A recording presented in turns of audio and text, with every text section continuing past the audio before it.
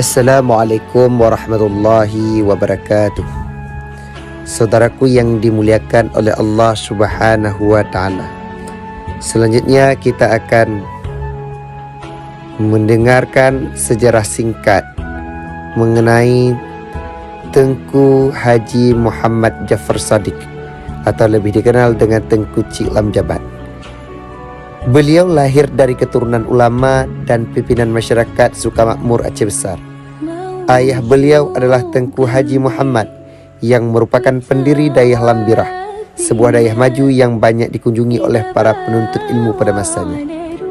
Tengku Cik Lam Jabat nama aslinya adalah Tengku Haji Muhammad Jaafar Shadiq, lahir pada tahun 1872. Beliau lebih tua sekitar 5 tahun dari ulama dan bangsawan Aceh Tuanku Raja Kemala yang lahir pada tahun 1877, dan beliau merupakan adik dari Tengku Haji Muhammad Abbas yang dikenal dengan Tengku Cik Lambirah yang lahir pada tahun 1870.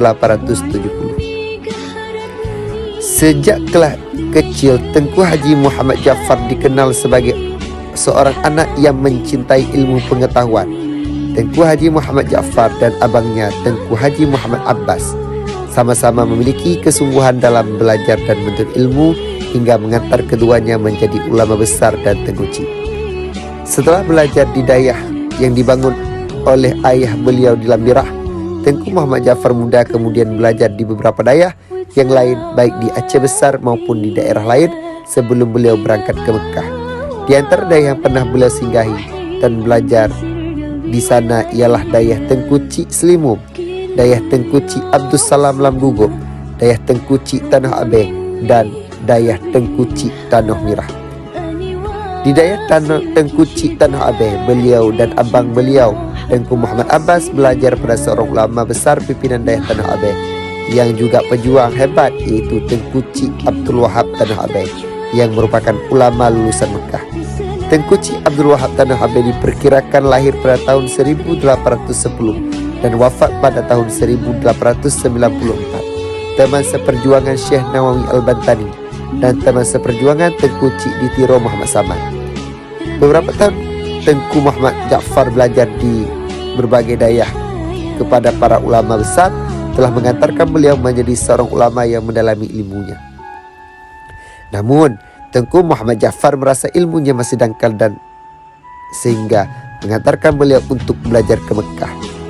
Beliau berangkat ke Mekah pada tahun 1906 dan 2 tahun sebelum Tuanku Raja Kemala berangkat di tahun 1904, dan beliau pulang pada tahun 1910. Sedangkan Tuanku Raja Kemala pulang pada tahun 1908. Dapat dipastikan keduanya berjumpa.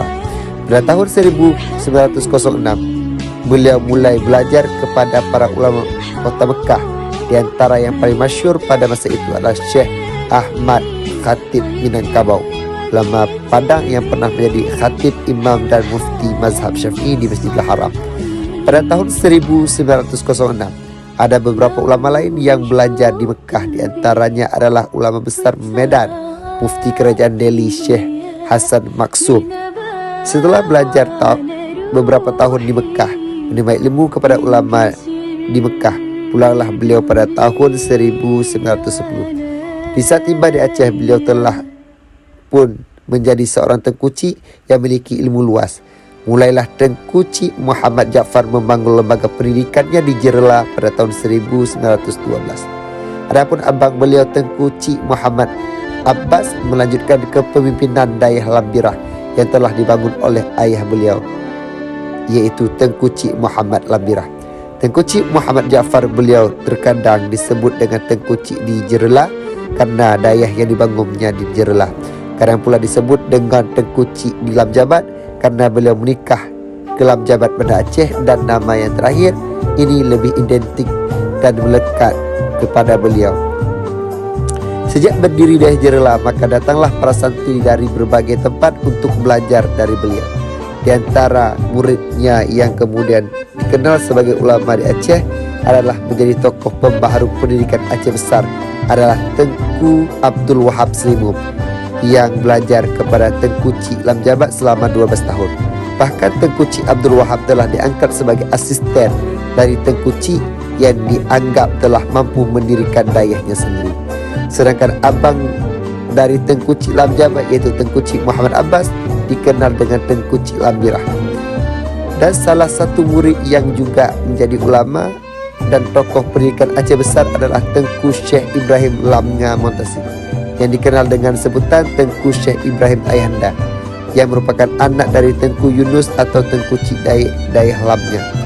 Setelah 20 tahun didirikan sekitar tahun 1932, terjadi perubahan sistem pembelajaran di Dayah Jerela melalui dibangun sistem kelas dan adanya pembelajaran umum.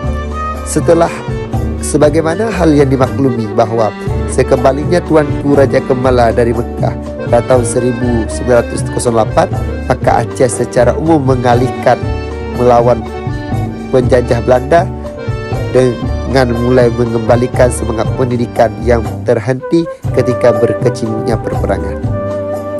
Walaupun perang terus berlangsung, namun pada periode ini beberapa ulama kembali membangun dayah yang telah lama mereka tinggali karena perperangan, termasuk munculnya lembaga pendidikan baru yang dibangun oleh ulama yang baru menyelesaikan pendidikan mereka baik di Mekah ataupun di Yan Kedah, Malaysia. Beberapa ulama yang mendirikan lembaga pendidikan adalah Tengku Haji Muhammad Jaffar Lam Jabat tahun 1912, Tengku Haji Hasan Krukali pada tahun 1916, Tengku Muhammad Soleh Lambuk pada tahun 1916, Tengku Muhammad Ali Lampisang pada tahun 1921, Tengku Haji Hasbullah Indapuri pada tahun 1922, Tengku Syekh Mahmud Luqnga atau Abu Syekh Mud pada tahun 1928 dan para ulama lainnya. Tengku Cik Lam Jabat juga merupakan ulama yang mendatangi seruan jihad untuk mempertahankan Indonesia bersama dengan 3 ulama lain, iaitu Tengku Haji Hasan Krukali, Tengku Haji Ahmad Hasbullah Indapuri, Tengku Muhammad Daud Berih. Mereka setelah kiprah besar, wafatlah Tengku Cik Muhammad Jaffar Sadiq Lam Jabat pada tahun 1952. Sekian sejarah singkat mengenai Tengku Haji Muhammad Jaffar Sadiq atau Tengku Lam Jabat. Sekian, wabillahi taufiq wal hidayah. Assalamualaikum warahmatullahi wabarakatuh.